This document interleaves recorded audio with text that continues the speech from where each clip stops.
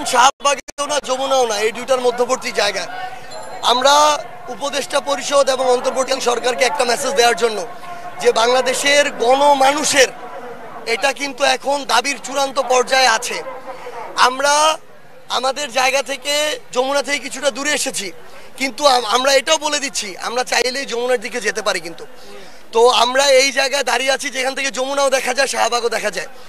8টার দিকে একটা মিটিং আছে, আমরা জানতে পেরেছি, আপনারাও জানেন। এখানে যেন এই আওয়ামী লীগ নিষিদ্ধের চূড়ান্ত সিদ্ধান্ত এবং রূপরেখা আসে। যদি না আসে, পুরো বাংলাদেশের মানুষ কিন্তু এই যে খুনি সন্ত্রাসী সংগঠন আওয়ামী লীগ, যাদের হাত ধরে পিলখানা বিডিআর জুলাই হত্যাকাণ্ডগুলো হয়েছে, গণহত্যাগুলো হয়েছে, তাদের অস্তিত্ব এই বাংলাদেশের মানুষ দেখতে চায় না।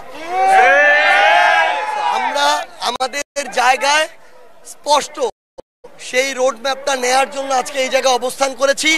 অন্তর্বর্তীকালীন সরকারের সিদ্ধান্ত বাংলাদেশের সকল রাজনৈতিক দলগুলোর যে আকাঙ্ক্ষা এবং তাদের সমন্বিত সিদ্ধান্ত নির্ধারণ করবে আমাদের গন্তব্য এখানে থাকবে নাকি কোন দিকে যাবে।